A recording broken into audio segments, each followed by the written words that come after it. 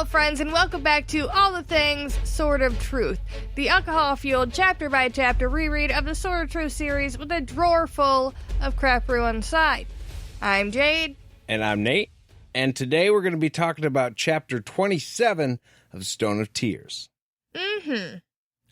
So, this chapter we pick up with a new character. Well, not new. We know her very well. But we are no longer with Cirilla in the pits of despair. We are now with Kahlan, who is traveling with the brothers Prin and Toss and grumpy man Chandelin in the mountains.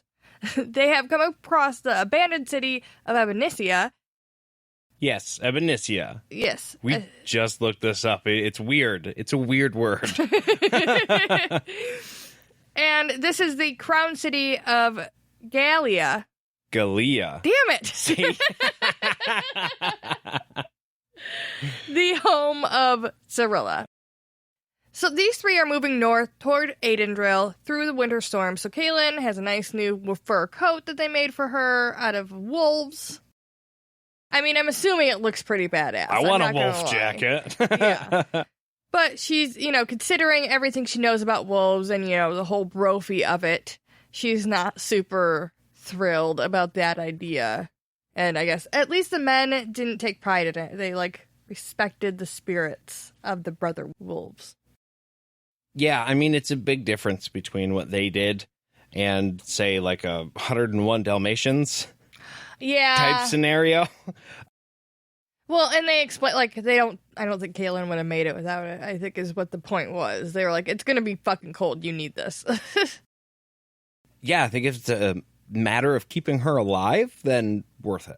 Which also, really cool to know that they were so good at adapting, because I'm assuming they don't live in a place that it gets cold very often, and they were, super ready to be like, all right, winter wear, let's go. Yeah, I mean, mud people would imply that nothing's the ground can't be frozen. Right. So good on them. Speaking about being adaptable, Kahlan has been talking to Chandelin a little bit, and she tells him that he needs to talk in her language because she's been teaching him that this whole time, and that's for his safety, not because she's being a dick and just I don't want to talk in your language anymore. It's necessary for them to integrate here in a little while with people. What? Now, who exactly do they have to integrate with? I think just the idea, they're going to be going to Aydindril. And if they have to go through any cities between here and there, they don't want them to stick out like a sore thumb. They're going to have to be able to, function and communicate with other people other than just us. Yeah, if people are who are those weirdos who can't talk? I think that's the idea. You have to be able to navigate some shit on your own. And they just started, too, just 3 weeks or so? Yeah. And they're pretty good. Yeah. We were talking about this before we started recording. At this point, we would have still been asking where the shoe store was. Yeah, I mean, we both took a good amount of classes in high school about this stuff. And it is true that when you immerse yourself in a language, you can pick it up a little bit quicker. But they do have a good handle on, the nuances and things. She has to remind them about a couple words during this chapter, but for the most part, they have a grasp on all but the, obscure words. But yeah, maybe that's just, one of the mud people's skill. They're really good at picking things up quickly so that they can survive in general. But one of the things that Chan is telling Kahlan is that he's not happy that they're stopping. His job is basically just to get her to Aydindril safely. He also makes sure to take every opportunity, including this one, to give her shit about bringing trouble to his people, to the point that it's become a habit, and he's not even doing it, with, venom very much anymore. He's just well, you brought trouble onto my people, so... I'm just going to take every opportunity to point out how this is all your fault. And Kahlan is over it, though. She's just dude, enough. Just shut up. Which I guess it just kind of shows that their relationship is evolving to a different type of one. They're becoming comfortable enough with each other. It's not tense anymore when they're having these conversations. It just kind of is what it is. They both kind of just brush it off as soon as they're finished with it. Yeah, nobody's really taking it to heart much anymore because they just fucking don't like each other, and that's the way it is. Yeah. So the two of them see Print walking up the hill in the open towards them. And Chan makes a comment about how if they were younger, he would spank the shit out of them for that because it's stupid. They could totally get caught. Then he asks Kahlan to get back undercover, and she does so because she respects his efforts to keep her safe, even if they're having this, like, kind of back and forth all the time. Yeah, she can respect his wisdom about his job and, like, what they're doing there. He's obviously the best pick. If they could have gone with somebody else, I'm sure they would have. But Chan knows his shit, and for that reason, he's here. Yeah. Just like we were talking about a couple of chapters ago, when your guide is saying, hey, this is probably the best thing to do, just listen, because they know. You are being guided for a reason. And there's been multiple characters with different guides and different, all taking the advice of that guide differently. Right. And a lot of the characters, it's all been kind of around this part of the book where it's been happening. I don't know if that's significant, but that's definitely a theme that's been happening over the last 5-6 chapters. Oh, for sure. Everybody's being led somewhere by somebody else. Yeah. And these three had treated her like a fragile package this whole time. The brothers, happily so. Chan, not so much. And honestly, I feel like it's not really a surprise. Kahlan says it like it's a personality trait of him, which it might be. But I feel like he has no other option.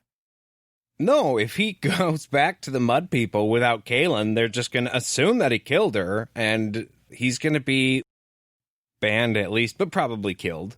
Yeah, she backed him into a corner, so it doesn't matter what his personality or, like, inner thoughts about it are. He has to fucking do this as best as he can. Yeah, it's actually in his best interest to make sure nothing happens to her. Which, I mean, good play on her part, but it's also, like, I don't know, a dick move. So when she keeps referring back to it, like, even though he's mad about it, he's doing his best.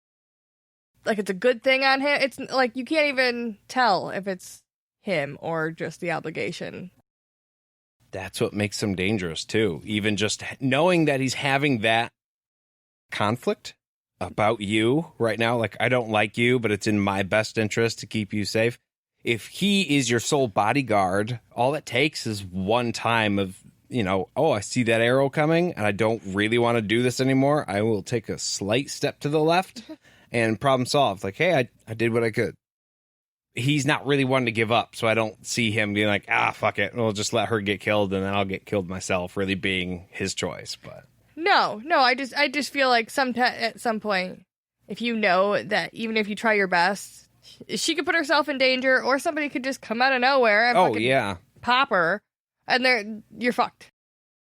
That sucks. He's not in a great position, I guess, is my whole point. No.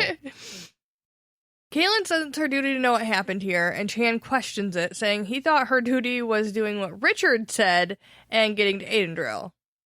And just the mention of Richard kind of sends Kahlan into a fucking mental tailspin for a while.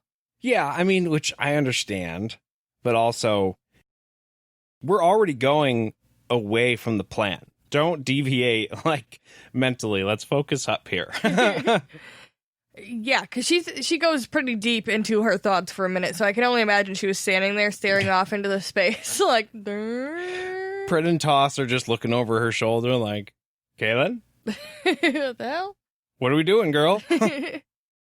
Kahlan knows they have to get to Zed and Aydindril, and they were going to skirt the city of Ebnesia, but they had started to come across frozen corpses of women, like, of all ages, not just a certain group of them. They had babies, they had old people, and they were all naked and very obviously abused. And that's not something that normal people tend to ignore, let alone the mother confessor. Kahlan, being responsible for, like, everybody in the Midlands, has an obligation to go find out what the fuck happened. For sure. But also, this is Ebnesia. She knows that. This is where Cirilla is supposed to be. Right. So, whatever happened here could have happened to Cirilla. Which, yeah, I mean, they're not, like, close, but you would still want to go check it out. Yeah, but I mean, Kahlan is not privy to, like, the last chapters that we've read. Right. So she doesn't know what happened.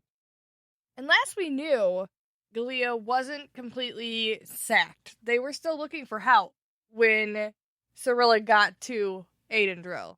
Like, attack was imminent, but it hadn't fully happened yet. Yeah, they just got her. That's the Keltons' first move. They grab the highest person they can, her, and they threw her in prison, and then... Right, so at some point after Cirilla left for Aydindril, the city was attacked. Right. Kahlan, however, doesn't, like you said, doesn't know any of this. She can only assume what she knows. And she knows that the Daharan soldiers were called home weeks ago, so this couldn't be them, or, like, it shouldn't be them. If it was them, something was fucked up. Well, if it was still that group of men, then it's not in the interest of Dahara at this point. Either Dahara's fucking around and playing games, or they have, like, split off from the Daharan army and have gone rogue. Right, because Dahara... Now they're just a fucking problem. Right, because Dahara is essentially Richard right now. Yeah. They should be all on Richard's side. He is the boss. Now, the idea to me that it's just a little bit... I'm sure that the armies were called home and all of that, but all these people were apparently sacking and raping and being terrible to the people, and apparently as soon as they got a note in the mail that was like, hey, boss man died, new boss man says come home. We don't do that anymore, guys. Yeah, they were like, oh, cool. Put their stuff down and walked home. Well, I mean, and look, we know who these people are, but it does stand to reason that might happen if that's like you were all about living that way and being in the army, and then they said, hey, we're actually going to try and not be a piece of shit army anymore, or, you know, human beings. Some people might be angry about that. Yeah, no, I'm not saying it's impossible, and you're right. If you're in the army, a lot of times you have, like, a sense of, like, honor, and you're tied, you follow whatever you're told to do. So I totally understand that. Loyalty. It's just, these are bad people. I guess it's good that they were called home, and it's just a given that they went. Right. These aren't Daharans. We know that for sure. Right. Richard's guys are good now. Yes. She decided, though, that she had to go down into the city and see what the fuck happened. So she heads down to meet the boys on the hill. And they're not big fans of this, and I can understand why. They want to get going to Aydindril. That's what the plan was. But again, yeah, Kahlan and her obligation to the people, this has to be done. Right. Plus, like we said, probably still worried about Cirilla. Yeah. I mean, she's not going to say that out loud, but that's probably something floating around in the back of her mind. Absolutely. I mean, it's like we were talking about. They're not really family, but they are family. Like, they don't hate each other. Right. Well, you know what I don't hate? What's that? The beer break. Me either. So today we have this Sparkleberry Raspberry Belgian style ale. I forget what Belgian style is, but it's just that plus raspberry. Very simple. Very good. Here, get you some of that. It's not overly tart, and it's still very sweet. So I think they nailed raspberry flavor pretty good. Yeah, it's got it's 9% alcohol. Holy shit. It's a triple ale. Yeah, you know, I looked for this a while ago just because I saw the name of it, and then I saw it was a raspberry. And we couldn't get it by us anywhere for a while. And then I found it at our Pete's Gourmet Market over there, and I was excited to try it because I like that place. Raspberry is your favorite. So I like it. It's good. Yeah, it tastes great, and for 9%, oh wow, I didn't realize it was that strong. Fuck yeah. It was like a fruit beer that packs a punch. So I am going to carefully finish this, and we're going to be back right after this.